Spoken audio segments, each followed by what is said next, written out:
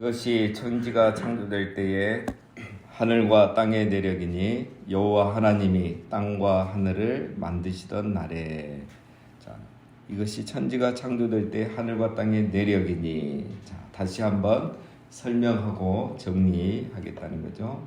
자, 처음에는 하늘과 땅의 내력이니. 자, 이 말은 1장 1절부터 2장 3절까지 하늘과 땅의 내력을 이렇게 기록했다라는 거죠. 자, 여호와 하나님이 땅과 하늘을 만드시던 날에.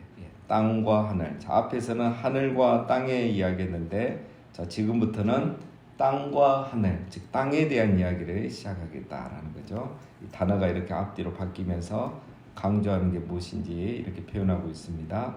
5절, 여호와 하나님이 땅에 비를 내리지 아니하셨고 땅을 갈 사람도 없었으므로 들에는 초목이 아직 없었고 밭에는 채소가 나지 아니하였으며. 자, 창조된 때에는 비가 내리지 아니했다는 거죠. 그리고 초목과 채소가 나지 아니했다라는 겁니다. 자, 사람이 아직 경작을 시작하지 않았기 때문에 초목과 채소가 나지 않았다는 거죠. 이제 우리 궁금한 게 있죠. 셋째 날에 하나님께서 땅은 뭘 하라고 했습니까? 풀과 채소와 씨 맺는 열매 가진 나무를 내라 그랬죠. 그러면 이미 이게 내고 있어야 되겠죠. 왜냐하면 하나님이 말씀하시니 그대로 되어서 하나님 보시기에 좋았다고 했잖아요. 근데 지금 여기에는 그게 없었다 이렇게 되고 있습니다. 자, 셋째 날은 그 스스로 번식할 수 있는 그 자연에서 발성해서 우리가 심지 않아도 나는 그런 것들을 말합니다. 자, 여기에 나오는 것은 다르죠. 풀이 아니고 뭡니까? 초목과 채소가 나지 않았다 했죠. 자, 여기서는 이제 인간이 경작해야만 되는 겁니다. 그러니까 땅이 스스로 되는 풀과 채소가 있고 우리 사람이 경작해서 이렇게 밭을 갈구고 돌보아줘야 돼 이런 초목과 채소가 있죠. 여기서 말하는 것들은 바로 그겁니다. 자, 그러면 그때도 이제 이렇게 경작을 했고 지금도 경작하는데 그때와 지금의 차이점이 무엇인가? 그 당시는 이제 타락 전이죠. 홍수 전이기 때문에 경작하면 경작한 대로 수확을 하는 겁니다. 30배, 60배, 100배. 왜? 땅의 자양분이 지력이 아주 좋을 때이죠. 그러나 타락 이후에 이제 이 지력이 약해집니다. 거기에다 가시와 웅근기까지 나서 이제 방해가 되고 또 지금처럼 이렇게 자연재해가 많이 발생했죠. 그래서 수고한 대로 얻지 못하게 됩니다. 이게 이제 그때와 지금의 차이죠. 자, 이게 이제 우리 인간에게 주어진 죄에 대한 벌입니다. 6절, 안개만 땅에서 올라와 온 지면을 적시었더라. 자, 땅은 비가 내리지 아니했고 안개만 가득했다라는 거죠. 자, 비가 내리지 않은데 어떻게 풀과 나무와 이 채소가 자랄 수 있었을까? 비가 내리지 않아도 자랄 수 있었던 것은 이 안개만으로도 충분한 겁니다. 안개가 비고 이게 또 이슬을 맺혀서 땅을 적셔주고 영양분을 공급해주죠. 그래서 비가 내리지 않아도 충분히 이렇게 풀과 채소와 나무가 자랄 수 있는 그런 환경이겠죠. 우리가 창세기 6장에서 살펴보았지만 노아 홍수 시대에 노아가 아무리 비가 내린다고 해도 사람들 믿지 않은 거죠. 홍수는 이제 생각 자체를 못하는 거죠. 비를 구경해보지 못했기 때문에. 그런 시대에 노아가 이 홍수를 대비하고 방주를 지었다는 것은 정말 비난받죠. 웃음거리가 될 수밖에 없었던 거죠. 자, 우리가 그런 6장에서 살펴봤습니다. 자, 7절, 여호와 하나님이 땅의 흙으로 사람을 지으시고 생기를 그 코에 불어넣으시니 사람이 생명이 되니라. 자, 이제 7절 이 말을 하기 위해서 이제 사실 여기 앞에까지 정리를 한 겁니다. 내력을 말한 거고. 자, 이제 7절부터 인간 창조를 이야기하죠. 자, 여기서 분명히 이야기하는 게 있죠. 첫 번째는 여호와 하나님이, 그렇죠? 여호와 하나님이 사람을 창조하셨다라는 겁니다. 자, 사람은 진화한 것도 아니고 신도 아니고 하나님이 지으신 피조물이다.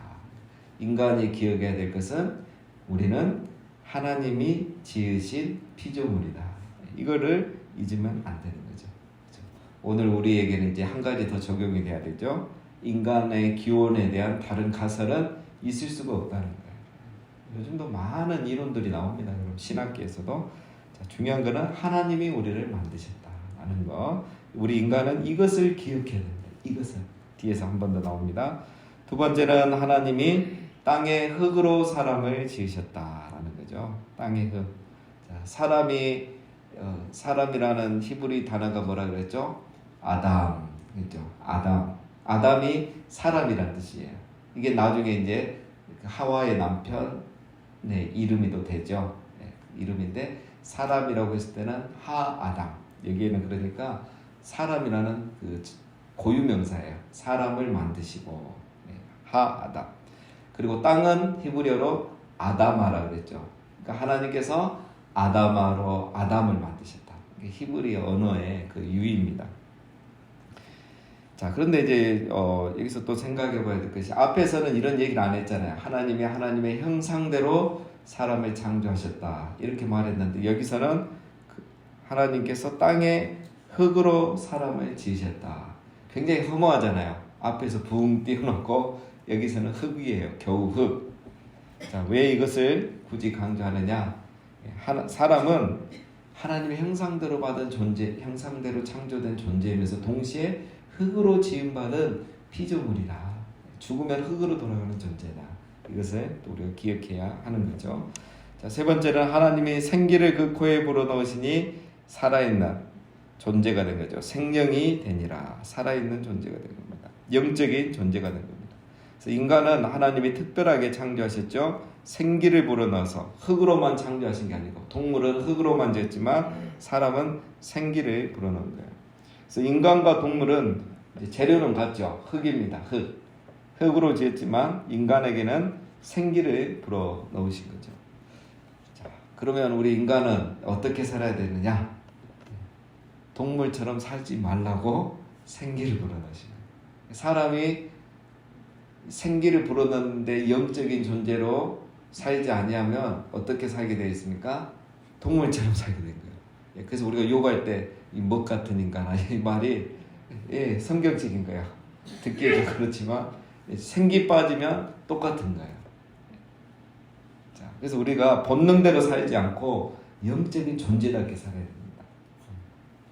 영의 지배를 받아야 되죠.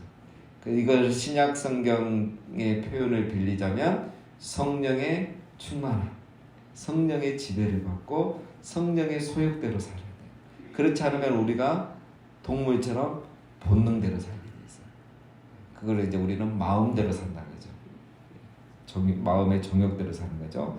자, 중요한 건 사람은 생기를 불어넣어 지으신 영적인 존재다. 그래서 우리가 영의 지배를 받게 되어 있습니다. 악한 영의 지배를 받으면 악하게 살고 성령의 지배를 받으면 선하게 하나님의 뜻대로 살고 그렇죠? 중요한 거죠. 자, 8절 여호와 하나님이 동방의 에덴에 동산을 창설하시고 그 지으신 사람을 거기 두시니라. 자, 여기서부터는 이제 그 여호와 하나님 이렇게 나오죠. 우리 성경에는 그렇게 크게 차이가 안 나지만 지금까지 1장에서는 그냥 하나님으로 나와요. 엘로힘 해서 전능하신 하나님. 정확한 의미를 가지면 전능하신 하나님. 그런데 이제 2장에서부터는 여호와 하나님 나와요. 이 말은 이제 하나님은 언약의 신실하신 하나님이다 이런 뜻입니다. 그래서 하나님과 사람의 약속을 강조하죠. 그래서 이제 뒤에 바로 선악과 이야기가 나와요.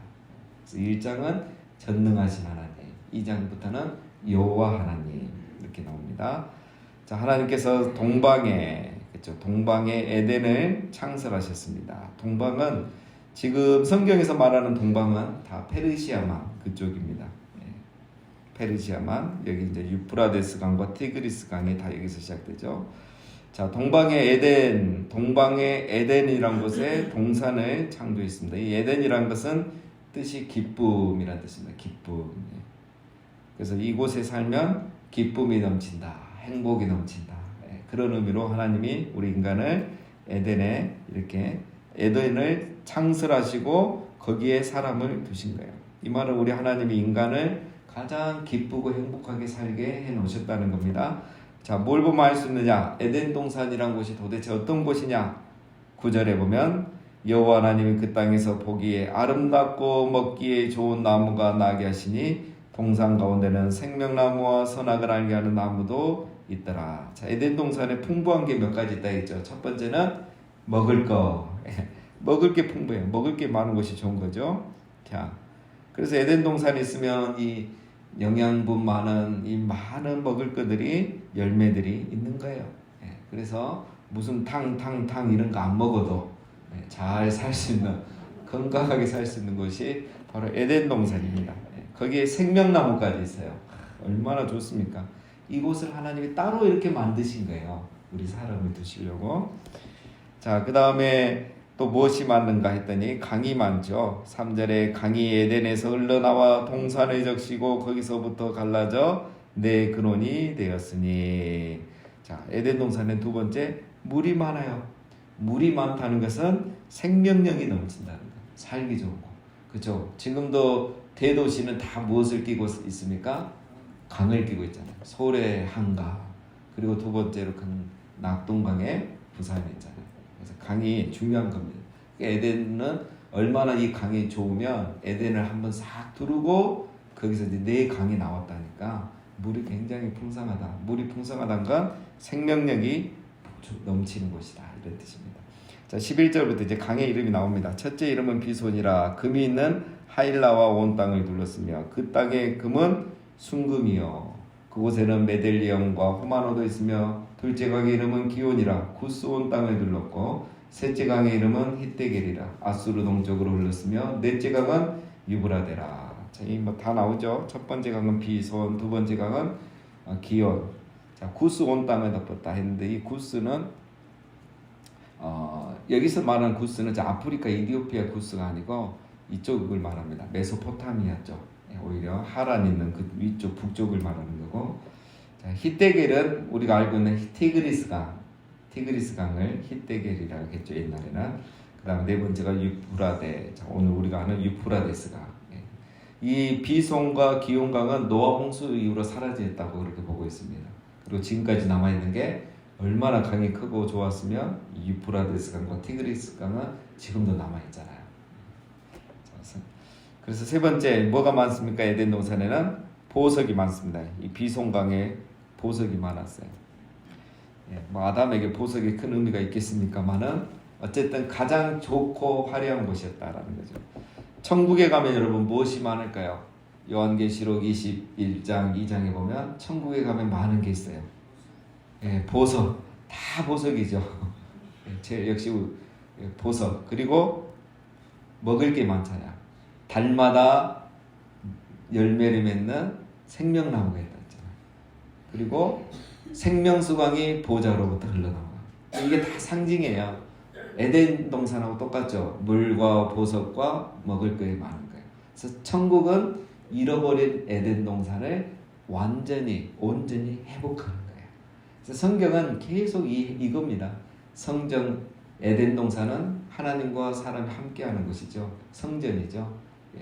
에덴이 회복되고 성전이 회복되는 것. 이게 바로 하나님의 나라의 꿈이에요. 하나님의 꿈이에요. 성경은 이런 관점으로 읽어가면 되는 겁니다. 자, 15절 여호와 하나님이 그 사람을 이끌어 에덴 동산에 두어 그것을 경작하며 지키게 하시고. 이렇게 좋은 에덴 동산에 하나님이 사람을 두신 겁니다. 우리 사람 행복하게 기쁘게 살라고. 그리고 그것을 경작하고 지키게 했던 거죠.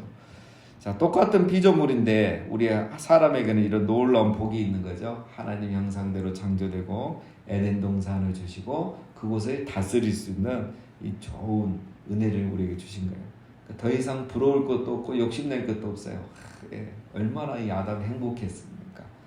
그렇죠? 16절 여호와 하나님이 그 사람에게 명하여 이르시되 동산은 각종 나무의 열매는 내가 임으로 먹되 선악을 알게 하는 나무의 열매는 먹지 말라. 내가 먹는 날에는 반드시 죽으리라 하시니라. 자, 에덴 동산을 너가 다스리고 지켜라. 즉 너가 먹고 싶은 거 마음대로 다 먹고 보석도 마음대로 다 가지고 생명나무도 마음대로 먹고 다 마음대로 해라. 그러나 한 가지만 하면 안 된다. 선악을 알게 하는 나무는 먹지 말아라. 라고 말한 거죠. 자, 그런데 결과적으로 먹었죠. 이제 뒤에 나오죠. 이제 뱀에게 속아서 먹게 됩니다. 그래서 이제 아담이 이 에덴 동산에서 쫓겨나게 되죠. 이 쫓겨났다는 게 엄청난 의미들을 주는 거죠. 왕 노릇하는 권세를 잃어버리는 거예요. 그렇죠? 그리고 먹을 것도 잃어버리고 물도 잃어버리고 생명력과 보석 다 잃어버리는 거예요. 그러니까 에덴 한 번의 불순종으로 이미 주신 복을 잃어버리게 된 거죠. 자, 하나님께서 이걸 아셨겠죠? 아셨겠지만 이렇게 말씀하신 겁니다. 왜 이제 이런 에덴 동산을 굳이 주셨느냐? 이제 우리가 여러 가지 뭐 이제 다 살펴봤죠. 자, 제일 중요한 거는 이제 아담에게 그 한 가지 넘지 말아야 될 이제 이 선을 정해 주신 게 바로 이 선악과라고 우리가 살펴봤습니다.